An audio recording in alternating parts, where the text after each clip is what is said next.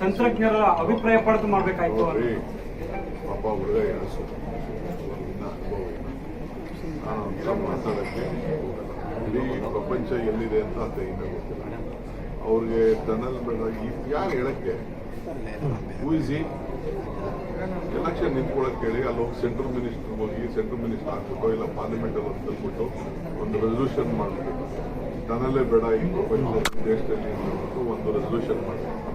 ಸುಮ್ಮನೆ ಏನೋ ಹೋಗ್ಲಿ ಅಂತ ನಾನೊಂದು ಮಾತಾಡೋಕ್ಕೆ ಒಂದು ಚಾನ್ಸ್ ಕೊಟ್ರೆ ಏನೇನೋ ಮಾತಾಡ್ತಾರೆ. ನಾನು ಹೇಳಿದ್ದು ಗಂಡ ಫ್ಯಾಮಿಲಿ ಸೋಷಿಯಲ್ ಪ್ರಾಬ್ಲಮ್ ಅಂತ ಮೆಟ್ರೋ ಮನೇಲಿ ಇಶ್ಯೂನ ಈ ಕಾರಲ್ಲಿ ಬಿಟ್ಬಿಟ್ಟು ಕಾರಲ್ಲಿ ಯಾಕೆ ಓಡಾಡ್ತಾ ಇದ್ದೀನಿ ಅಂತ ಮೆಟ್ರೋಲ್ ಓಡಾಡಲಿ, ಗೌರ್ಮೆಂಟ್ ಬಸ್ಸಲ್ಲಿ ಓಡಾಡಲಿ, ಎಲ್ಲವರು MLAಗಳು ಮಂತ್ರಿಗಳು ಎಲ್ಲರೂ ಮೆಟ್ರೋಲೇ ಓಡಾಡಲಿ. ಯಾರು ಬೇಡ ಅಂತ ಹೇಳ್ತಾ ಇದ್ದಾರೆ?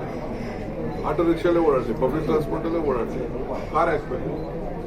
ಎಷ್ಟು ಲಕ್ಷ ಕಾರ್ ಇದೆ ಬೆಂಗಳೂರು ನಗರದಲ್ಲಿ? 1,30,30,00,000 ವೆಹಿಕಲ್ಸ್ ಬೆಂಗಳೂರಲ್ಲಿ ಇದೆ. ಅವೆಲ್ಲ ಅರ್ಥ ಮಾಡ್ಕೊಂಡು ಒಂದು ಲೈಟ್ ಲ್ಯಾಂಗ್ವೇಜ್ ಯೂಸ್ ಮಾಡಿದ್ರು.